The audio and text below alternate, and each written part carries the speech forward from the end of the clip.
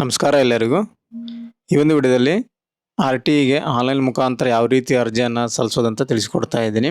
ಮೊಬೈಲ್ನಲ್ಲಿ ನೀವೊಂದು RTE online ಅಪ್ಲಿಕೇಶನ್ನ ಸಲ್ಲಿಸ್ಕೋಬೋದು. RTEನಲ್ಲಿ ಸೆಲೆಕ್ಷನ್ ಆದಂಥ ಮಕ್ಕಳಿಗೆ ಉಚಿತವಾಗಿ 10 ವರ್ಷ ಶಿಕ್ಷಣವನ್ನು ಕೊಡಲಾಗುತ್ತೆ. 1ನೇ ತರಗತಿಯಿಂದ 10ನೇ ತರಗತಿವರೆಗೂ ನಿಮಗೆ ಶಿಕ್ಷಣವನ್ನು ಸಿಗಲಾಗುತ್ತೆ. ಇದಕ್ಕೆ ಬೇಕಾಗುವಂಥ ಡಾಕ್ಯುಮೆಂಟು ಆಧಾರ್ ಕಾರ್ಡು, ತಂದೆ ತಾಯಿ ಆಧಾರ್ ಕಾರ್ಡು, ಜಾತಿ ಆದಾಯ ಪ್ರಮಾಣಪತ್ರ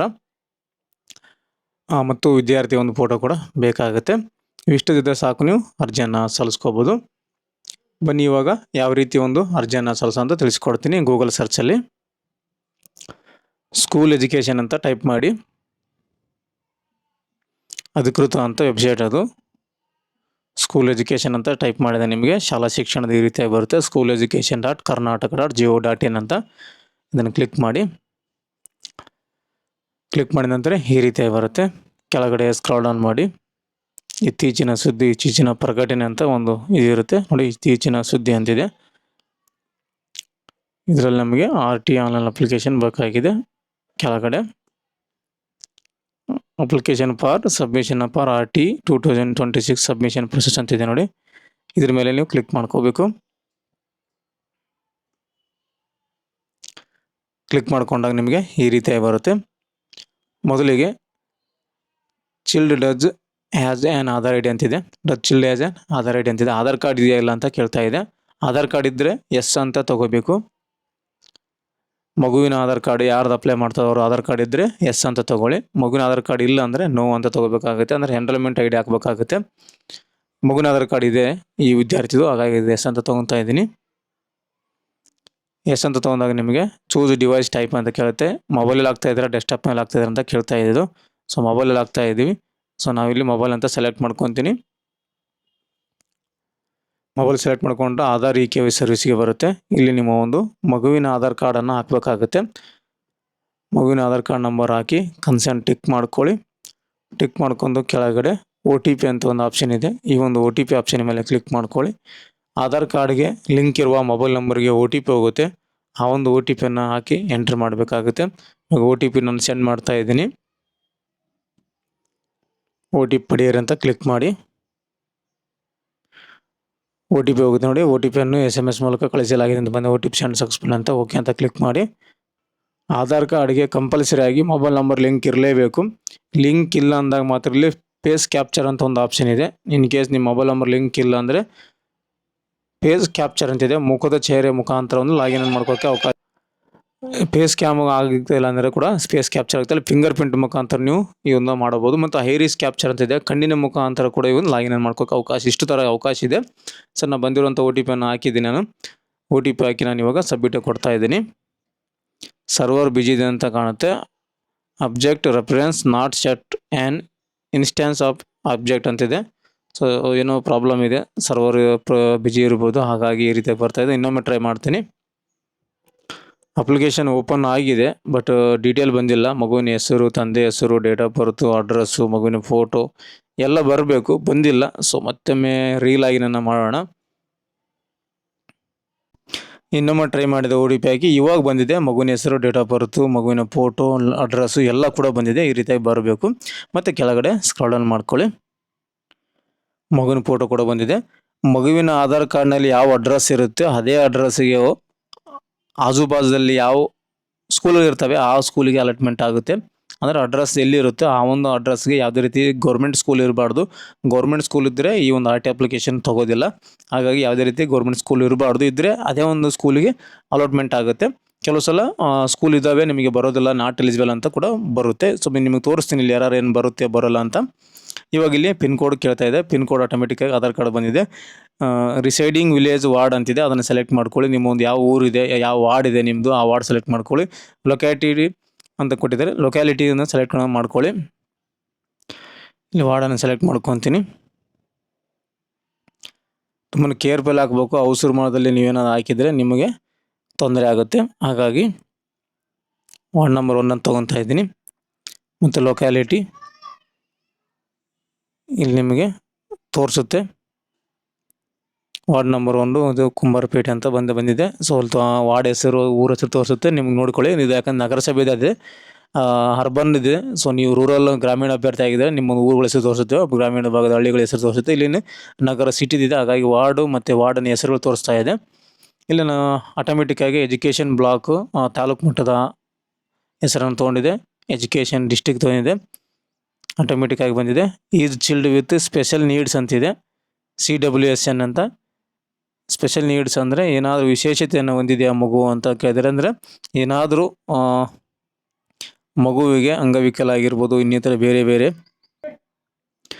ಅಂದರೆ ಮಗುವಿಗೆ ದೈಹಿಕವಾಗಿ, ಶಾರೀರಿಕವಾಗಿ, ಬೌದ್ಧಿಕವಾಗಿ, ಭಾವನಾತ್ಮಕವಾಗಿ ಮತ್ತು ಕಲಿಕೆಗೆ ಸಂಬಂಧಿಸಿದ ಸವಾಲುಗಳು ಇದ್ದರೆ ಅಂಥವಕ್ಕೆ ವಿಶೇಷ ಅಗತ್ಯ ಇರುವ ಮಕ್ಕಳು ಅಂತ ಕರೀತಾರೆ, ಚಿಲ್ಡ್ರನ್ ವಿತ್ ಸ್ಪೆಷಲ್ ನೀಡ್ಸ್ ಅಂತ.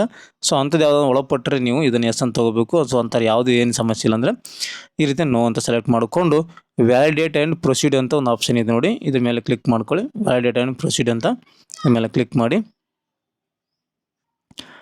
ಕೊಟ್ಟ ನಂತರ ಮತ್ತೆ next does parent or guardian as an Aadhaar I D ಅಂತಿದೆ. ಸೊ ಪೋಷಕರ ಅಥವಾ ತಂದೆ ತಾಯಿ ಆಧಾರ್ ಕಾರ್ಡ್ ಇದೆಯಾ ಅಂತ ಕೇಳುತ್ತೆ. ಸೊ ಇದೆಯಾ ಅಂತ ಕ್ಲಿಕ್ ಮಾಡ್ಕೊಳ್ಳಿ.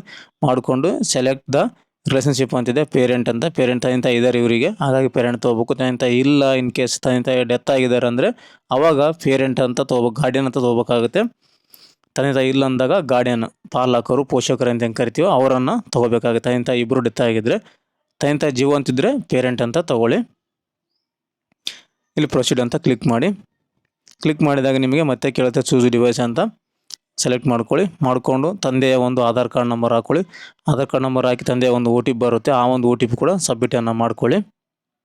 ನೋಡಿ, ತಂದೆ ಆಧಾರ್ ಕಾರ್ಡ್ ಹಾಕಿ OTP ಕೊಟ್ಟರೆ ತಂದೆ ಡೀಟೇಲ್ಸ್ ಏನಿದೆ, ತಂದೆ ಹೆಸರು, ಡೇಟ್ ಆಫ್ ಬರ್ತು, ಊರ ಹೆಸರು ಮತ್ತು ಅವರ ಒಂದು ಫೋಟೋ ಕೂಡ ಇಲ್ಲಿ ನಿಮಗೆ ಶೋ ಆಗುತ್ತೆ. ಇದೆಲ್ಲನೂ ಸರಿ ಇದೆ ಅಂತ ಒಂದು ಸಲ ಚೆಕ್ ಮಾಡ್ಕೋಬೇಕು. ಚೆಕ್ ಮಾಡಿಕೊಂಡು ಮತ್ತೆ ಕೆಳಗಡೆ ಸ್ಕ್ರಾಲ್ ಡೌನ್ ಮಾಡಿ.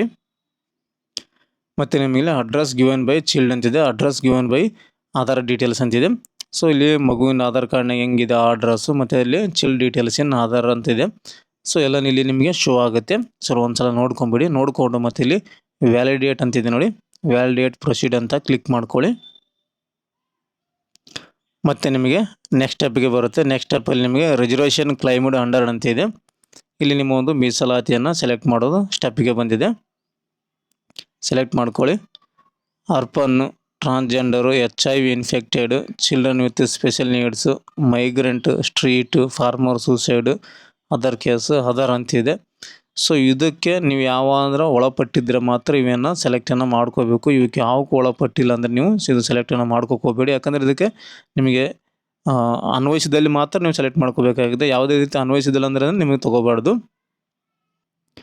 ಮತ್ತು ಕೆಳಗಡೆ ಸ್ಕ್ರಾಲ್ ಮಾಡಿಕೊಂಡ್ರೆ ಅಪ್ಲಿಕೆಂಟ್ ಡೀಟೇಲ್ಸ್ ಬರುತ್ತೆ, ಮಗುವಿನ ಹೆಸರು, ಮಗುವಿನ ತಂದೆ ಹೆಸರು ಬರುತ್ತೆ, ಡಾಟಾ ಪೇಚ್ಡ್ ಫ್ರಮ್ AJSK ಅಂತ ಬರುತ್ತೆ. ನಾಡ ಕಚೇರಿಯಿಂದ ಡಾಟಾ ಏನಾದರೂ ಪೇಚ್ ಆಗಿದ್ದರೆ ಇಲ್ಲಿ ಒಂದು applicant name, father name, reservation category, annual income, mother name, caste, ಆಡಿ ನಂಬರು, ಯಾವಾಗ ಇಶ್ಯೂ ಆಗಿದೆ, ವ್ಯಾಲಿಡ್ ಇಲ್ಲಿವರೆಗಿದೆ, ಕ್ಯಾಸ್ಟ್, ಜಾತಿ ಹೆಸರು ಏನೆಲ್ಲ ಇಲ್ಲಿ ನಿಮಗೆ ಬರುತ್ತೆ.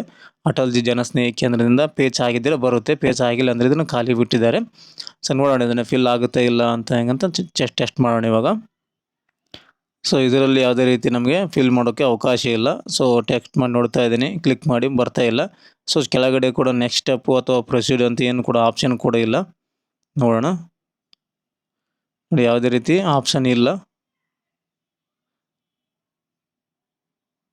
ಸೊ ಹಾಗಾಗಿ ಮೇಲುಗಡೆ ರಿಸರ್ವೇಷನ್ ಅದರ್ಸ್ ಅಂತ ಯಾವುದನ್ನ ಒಂದು ಸೆಲೆಕ್ಟ್ ಮಾಡ್ಕೊಳ್ಳೋಣ. ಈ ಒಂದು ರಿಸರ್ವೇಷನ್ ಇದೆಯಲ್ಲ, ಈ ರಿಸರ್ವೇಷನಲ್ಲಿ ಲಾಸ್ಟಲ್ಲಿ ಒಂದು ಅದರ್ಸ್ ಅಂತಿದೆ, ಅದರ್ಸ್ ತೊಗೊಳ್ಳೋಣ. ಅದರ್ಸ್ ತೊಗೊಂಡಾಗ ಇಲ್ಲಿ ನಿಮಗೆ ಕ್ಯಾಸ್ಟ್ ಇನ್ಕಮ್ ತೊಗೊತಾ ಇದೆ ನೋಡಿ. ಅದರ್ಸ್ ಬೇರೆ ಯಾವ ಅನ್ವಯಿಸಿದಲ್ಲಿ ಹಾಕ್ಬೇಕು, ಅನ್ವಯಿಸಿಲ್ಲ ಅಂದರೆ ಅದರ್ಸ್ ಅಂತ ತೊಗೊಳ್ಳಿ. ಅದರ್ಸ್ ಅಂತ ತೊಗೊಂಡಾಗ ಕ್ಯಾಸ್ಟ್ ಅಥವಾ ಇನ್ಕಮ್ ಸರ್ಟಿಫಿಕೇಟ್ ರೆಫರೆನ್ಸ್ ನಂಬರ್ ಅಂತಿದೆ. ಇಲ್ಲಿ ಮಗುವಿನ ಒಂದು ಜಾತಿ ಪ್ರಮಾಣಪತ್ರದ ಹಾಡಿ ಸಂಖ್ಯೆಯನ್ನು ಎಂಟ್ರನ್ನು ಮಾಡ್ಕೋಬೇಕು. ಎಂಟ್ರನ್ನು ಮಾಡ್ಕೊಂಡ ನಂತರ ಇಲ್ಲಿ ಒಂದು ಪೇಜ್ ಡಾಟಾ ಅಂತಿದೆ ನೋಡಿ, ಈ ಒಂದು ಪೇಜ್ ಡಾಟಾ ಮೇಲೆ ಕ್ಲಿಕ್ ಮಾಡಿ. ನೋಡಿ, ಆಡಿ ನಂಬರ್ ಹಾಕಿ ನಾನು ಡಾಟಾ ಪೇಜ್ ಅಂತ ಕ್ಲಿಕ್ ಮಾಡಿದೆ. ಕ್ಲಿಕ್ ಮಾಡಿದಾಗ ಮಗುವಿನ ಹೆಸರು, ತಂದೆ ಹೆಸರು, ತಾಯಿ ಹೆಸರು, ಕ್ಯಾಸ್ಟು, ಯಾವಾಗ ಇಶ್ಯೂ ಆಗಿದೆ, ಎಲ್ಲಿವರೆಗೂ ಡೇಟ್ ಇದೆ, ಜಾತಿ ಹೆಸರು ಏನು, ಆ್ಯನ್ಯಲ್ ಇನ್ಕಮ್ ಏನು ಅಂತ, ಕ್ಯಾಸ್ಟ್ ಸರ್ಟಿಫಿಕೇಟಲ್ಲಿ ಏನೇನಿದೆ ಡೀಟೇಲ್ಸು ಎಲ್ಲ ಇಲ್ಲಿ ಡೀಟೇಲ್ ಆಗಿ ನಿಮಗೆ ಶೋ ಆಗುತ್ತೆ. ಇದೆಲ್ಲನೂ ಸರಿಯಾಗಿದೆ ಅಂತ ಒಂದು ಸಲ ಚೆಕ್ ಮಾಡ್ಕೋಬೇಕು. ಸೊ ಎಲ್ಲನೂ ಸರಿಯಾಗಿದೆ ಅಂತ ನೋಡಿಕೊಂಡು ಪ್ರೊಸೀಡ್ ಅಂತಿದೆ ನೋಡಿ, ಈ ಒಂದು ಪ್ರೊಸೀಡ್ ಬಟನ್ ಮೇಲೆ ಕ್ಲಿಕ್ ಮಾಡಿ. ಪ್ರೊಸೀಡ್ ಅಂತ ಕ್ಲಿಕ್ ಮಾಡಿದ್ದೀನಿ. ಲೋಡಿಂಗ್ ತೊಗೊತಾ ಇದೆ. ಸುಮಾರು 1 ನಿಮಿಷದಿಂದ ವೆಯ್ಟ್ ಮಾಡ್ತಾನೇ ಇದ್ದೀನಿ ನಾನು. ಸೊ ಲೋಡಿಂಗ್ ತೊಗೊತಾ ಇದೆ. ಸೊ ವೇಟ್ ಮಾಡಿ, ಇಲ್ಲಿ ಲೋಡಿಂಗ್ ತೊಗೊತಾ ಇದೆ. ಸೊ ಲೋಡಿಂಗ್ ತೊಗೊತಾ ಇದ್ದಿಲ್ಲ ಅಂತ ನೋಡಿಕೊಂಡು ವೇಟ್ ಮಾಡಿ. ಲೋಡಿಂಗ್ ಮೇಲ್ಗಡೆ ಏನು ತೊಗೊತಾ ಇದ್ದಿಲ್ಲ, ಸುಮ್ಮನೆ ಸ್ಟೇಬಲ್ ಆಗಿತ್ತು ಅಂದರೆ ಮತ್ತೊಂದು ಸಲ ನೀವು ಪ್ರೊಸೀಡ್ ಅಂತ ಕ್ಲಿಕ್ ಮಾಡ್ಕೊಳ್ಳಿ. ಮತ್ತೊಂದು ಸಲ ರೀಪ್ರೆಸ್ ಮಾಡಿದಂಗೆ ಆಗುತ್ತೆ. ಇನ್ನೊಂದು ಸಲ ಕ್ಲಿಕ್ ಮಾಡಿದ್ದೀನಿ.